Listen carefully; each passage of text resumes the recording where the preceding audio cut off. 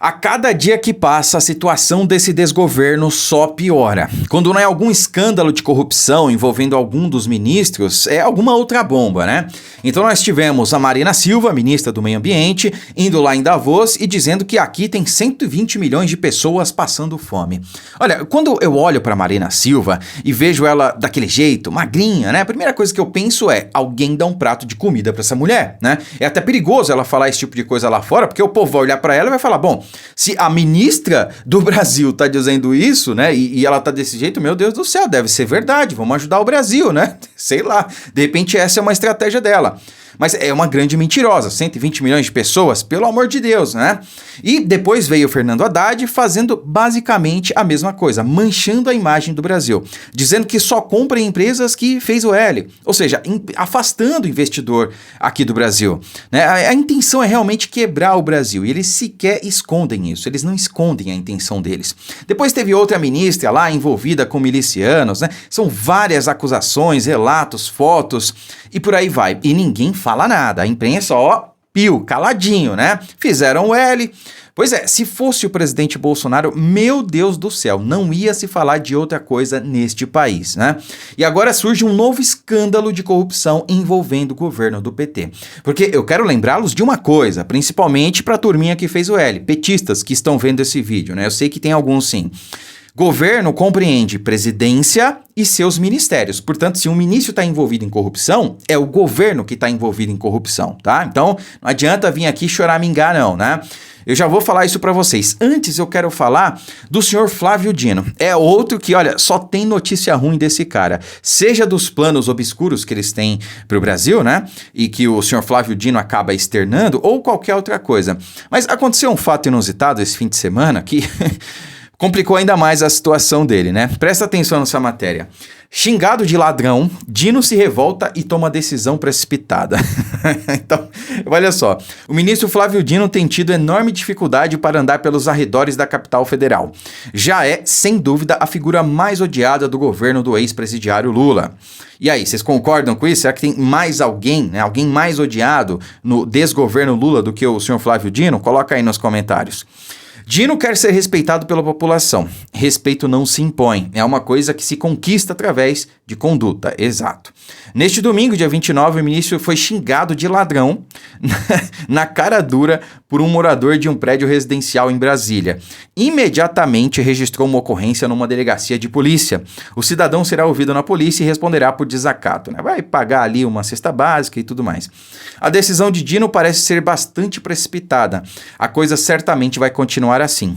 E o que Dino fará? Né? Vai inundar as delegacias com ocorrências policiais? Porque, olha, se realmente eles forem fazer isso, né, processar aí cada um que xingarem eles de ladrão ou coisa similar, meu amigo, vai ter que prender metade do Brasil, né? 60 milhões de pessoas, pelo menos, ou mais, né? Sei lá.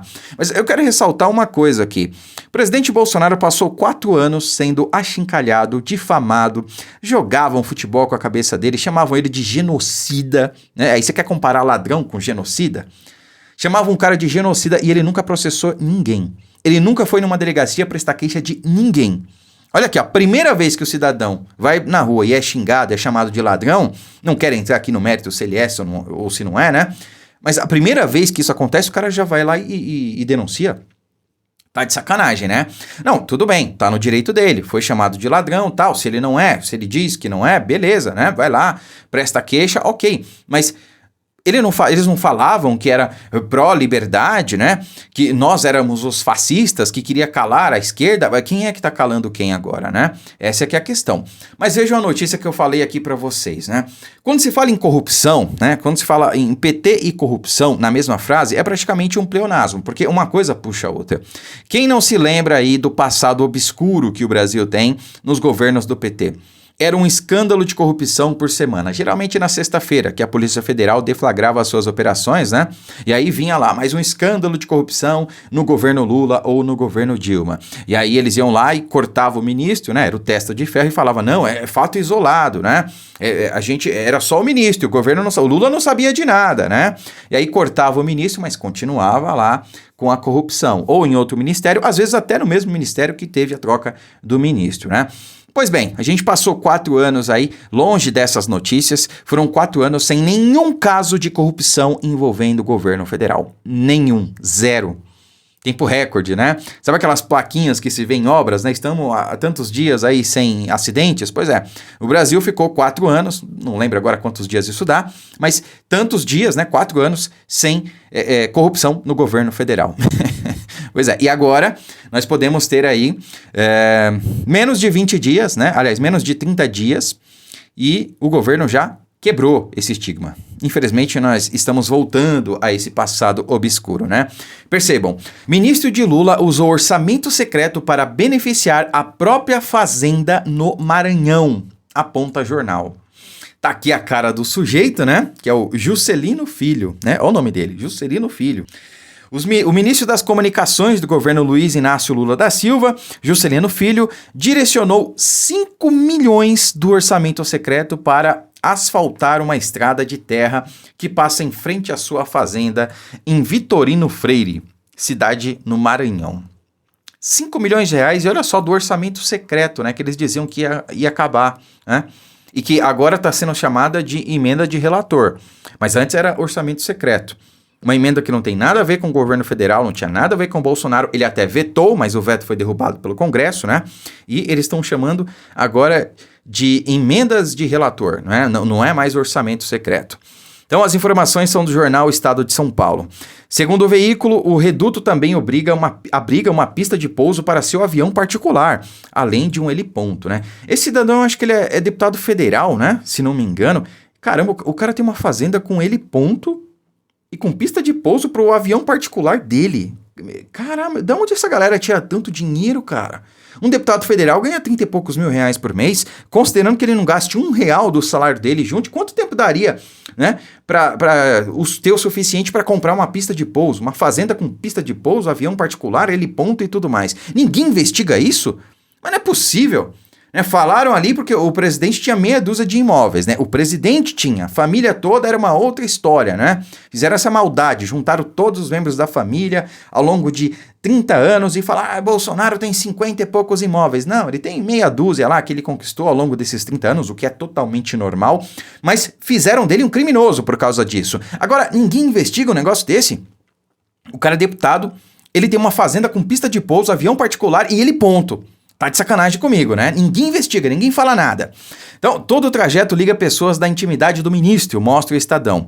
Diante de uma solicitação de Juscelino, os recursos teriam sido direcionados à cidade que tem a irmã dele como prefeita.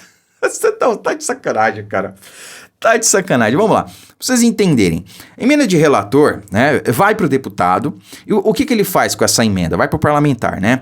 O que ele faz? Ele direciona, geralmente, para sua base, né? Ele manda ali para sua cidade, onde ele nasceu, a região a qual elegeu ele, né? Para fazer um lobby ali, né? Para algum desenvolvimento, justamente para asfaltar uma rua, reformar uma escola, comprar, sei lá, viatura para a polícia, coisa do tipo, qualquer outra coisa, qualquer outro serviço social. É assim que funciona.